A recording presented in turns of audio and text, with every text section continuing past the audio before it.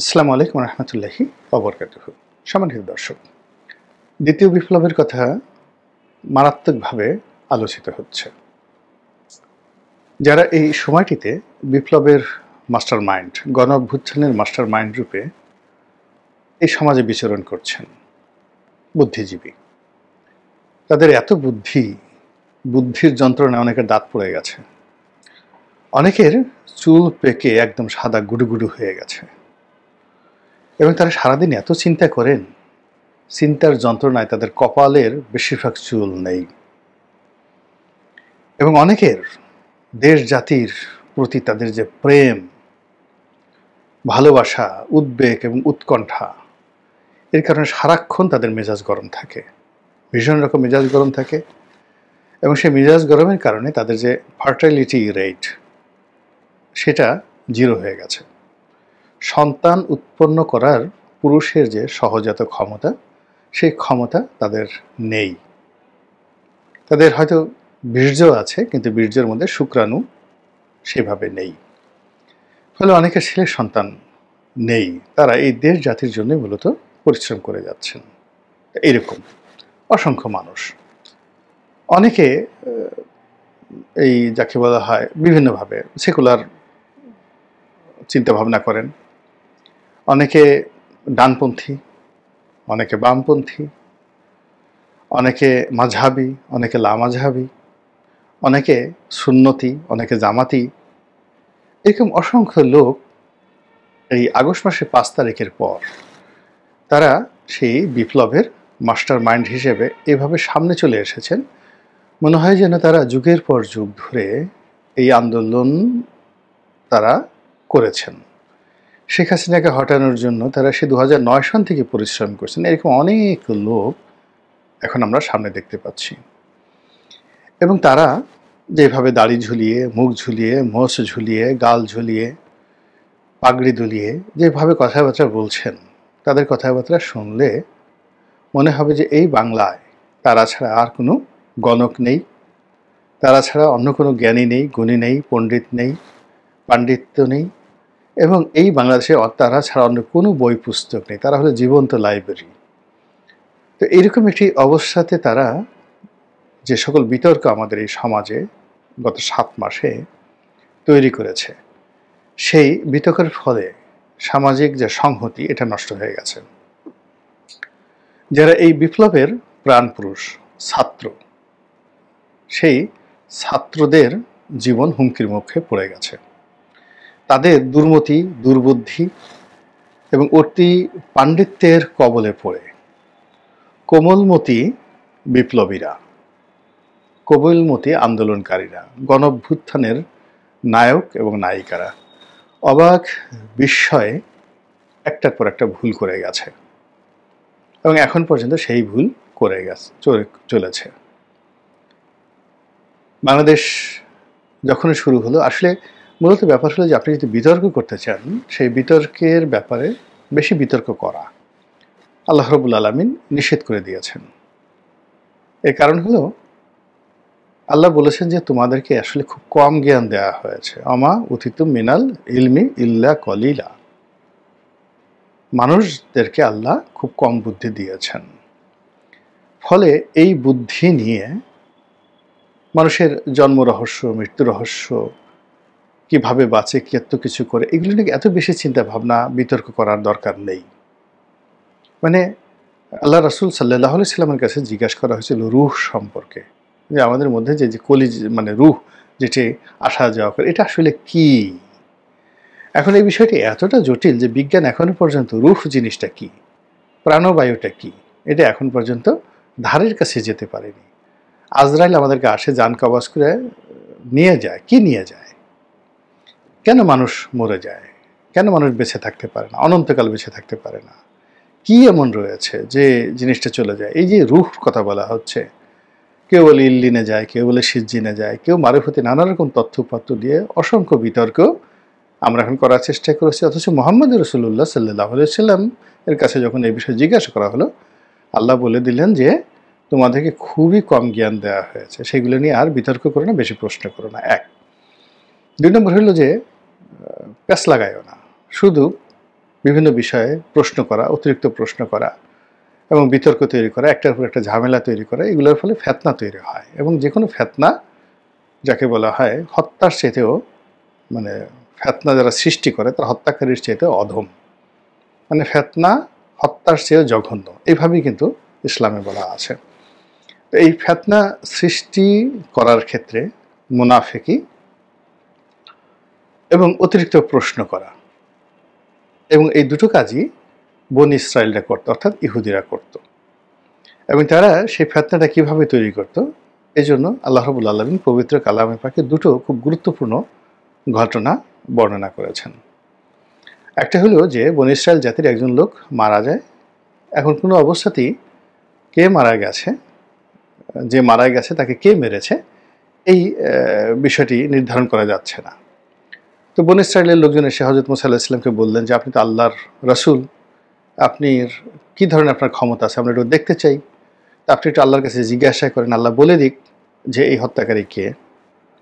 তো আল্লাহ রাব্বুল আলামিন সেই বনী ইসরায়েলদেরকে জবাব দেওয়ার জন্য তিনি একটা সিস্টেম করলেন। কেননা তিনি সরাসরি নাম না বলে তিনি এরকম একটা পরীক্ষা করলেন, কাজ করলেন, যাতে করে ওই কর্মটি করলে, অর্থাৎ একটি গোবৎস, সেই গোবৎস জবাই যদি করা হয় তাহলে সেই গোবৎসের জবাইয়ের যে মাংস ওই মৃত ব্যক্তির শরীরে স্পর্শ করা মাত্র সে মুহূর্তের মধ্যে জেগে যাবে এবং সে নিজেই সাক্ষ্য দেবে আমাকে অমুক খুন করেছে, তারপর সে আবার মরে যাবে। এই হলো কাহিনী। এরপরে শুরু হলো সেই বাছুর, মানে গরুর যে গরুটিটা কেমন হবে, রং কেমন হবে, বাড়ি কোথায়, খুর কেমন হবে, লেজ কেমন হবে, রং কেমন হবে, হাজার রকম প্রশ্ন করে পুরো বিষয়টিকে এমন জটিল করে তোলা হলো, এখন আর ওই গরু তো পাওয়া যাচ্ছে না খুঁজতে খুঁজতে। এবং এটাই হলো বিতর্কের যাকে বলা হয় খারাপ দিক, যেটা আল্লাহ নিষেধ করেছেন যে অযথা বিতর্ক করো না, অযথা প্রশ্ন করো না। 2 নম্বর হলো যে আর একটা কাহিনী এরকম আছে, এই ধরনের অহেতুক ঘটনা থেকে, কিউরিসিটি থেকে যেখানে ফিতনা তৈরি হয়। যেমন একজন মূর্তি পূজক ছিলেন, মূর্তি বানাতেন, হারুন আস-সামিরি। তো হারুন আস-সামিরি তিনি ওই বনী ইসরায়েল জাতির সঙ্গে নীল নদ বা সমুদ্র পাড়ি দিচ্ছিলেন।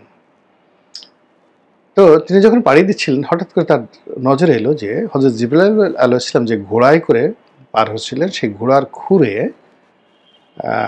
যে ধুলা উড়ছিল সেগুলো মুহূর্তের মধ্যে স্বর্ণ রেণুতে পরিণত হয়ে যাচ্ছিল।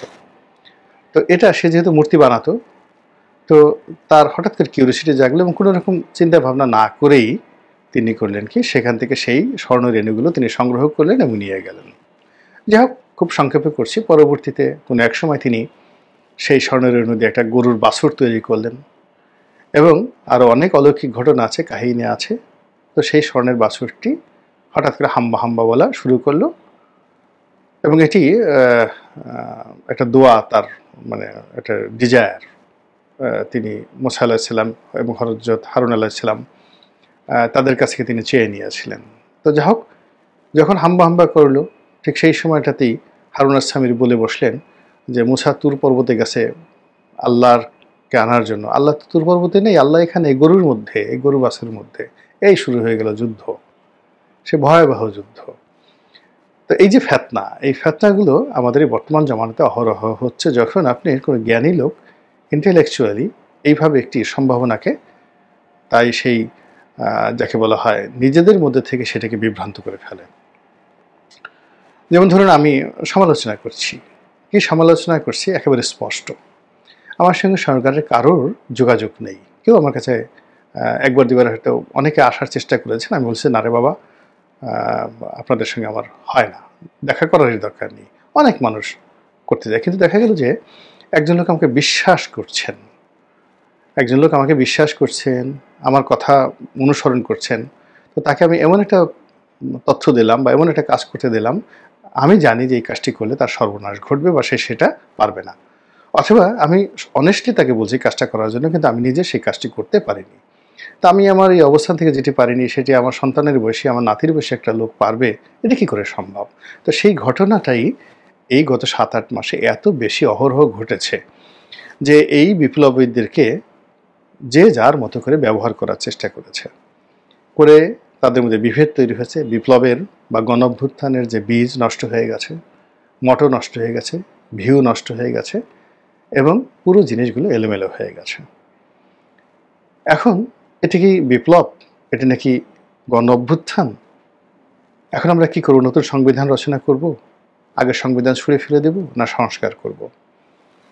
এটি কি বিপ্লবী সরকার হবে নাকি এইভাবেই চলতে থাকবে? এরকম অসংখ্য শত শত যাকে বলা হয় তর্ক এবং বিতর্ক তৈরি হয়ে গেছে এবং সেই বিতর্কের মাঝে বিপ্লবের যে মূল স্পিরিট, সেই স্পিরিটটা কিন্তু হারিয়ে গেছে। এবং এগুলো হারানোর ফলে এখন আবার তারাই বলছে দ্বিতীয় বিপ্লব। একটা বিপ্লব হতে বহু বছর সময় লাগে। একটা গণঅভ্যুত্থান হতে তো সে 89 সনে যে গণঅভ্যুত্থানটা হয়েছে, তারপরে কতভাবে আমরা তো বিভিন্ন সময় সরকার দ্বারা সে 91 থেকে 2025-24 পর্যন্ত আমরা তো নির্যাতিত হয়েছি, কিন্তু গণঅভ্যুত্থান তো এরশাদের বিরুদ্ধে যেটা করেছিলাম সেই একই মানুষ আমাদের সমাজে আছে, আমাদের হয়নি। তো কাজে আমাদেরকে অপেক্ষা করতে হয়েছে অলমোস্ট 35 বছর। 89 থেকে যদি আপনি 24 ধরেন তো অলমোস্ট 35 বছর। তো সেই যে 35 বছর পরে একটা গণঅভ্যুত্থান হলো, বিপ্লব হলো, আবার এখন বলা হচ্ছে যে আমাদেরকে দ্বিতীয় বিপ্লব করতে হবে। দ্বিতীয় বিপ্লব তো মুরগির ডিম না যে আপনি টাস করে পেড়ে দিলেন, একেবারে সঙ্গে সঙ্গে পেড়ে দিলেন, অথবা এটা এমন কিছু না, ইটস নট এ ম্যাজিক। এটা 18 কোটি মানুষের মন এবং মস্তিষ্কে এই জিনিসটি তৈরি করতে হবে, হৃদয়ে তৈরি করতে হবে, তাদের শরীরকে উজ্জীবিত করতে হবে। এবং এরকম একটা বিপ্লব করতে কখনো কখনো 30, 35, 40, 50 বছর, 100 বছর লেগে যায়।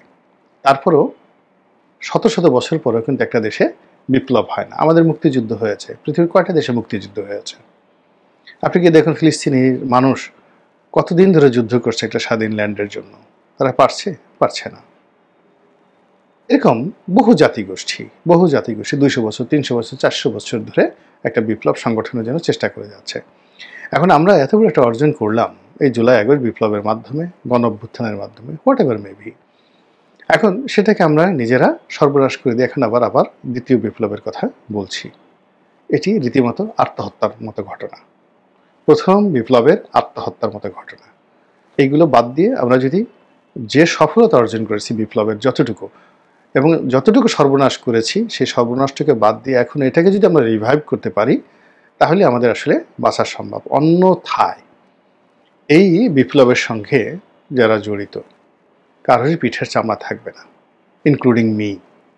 এর কারণ হলো মানুষ এত বোকা না।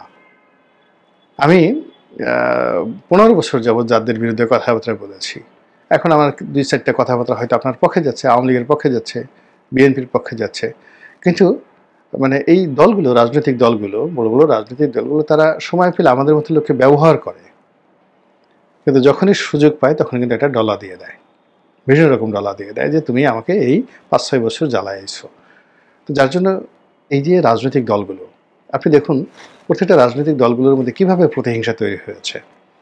সেই প্রতিহিংসার ফলে এই আওয়ামী লীগের লোকজন থেকে শুরু করে আমাদের এই সমাজের ব্যবসায়ী, সাংবাদিক, সাহিত্যিক, তাদেরকে যেভাবে এই সময়টাতে ডলা দেওয়া হচ্ছে, এই ডলা আমরা কি কখনো কল্পনা করতে পেরেছি? এরকম মব, এরকম ডলা আগামীতে যে হবে না, এবং সেটা যদি হয় কাদের বিরুদ্ধে হবে?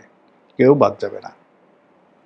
আল্লাহ আমাদের সবাইকে হেদায়েত দান করুন। আসসালামু আলাইকুম ওয়া রাহমাতুল্লাহি ওয়া বারাকাতুহু।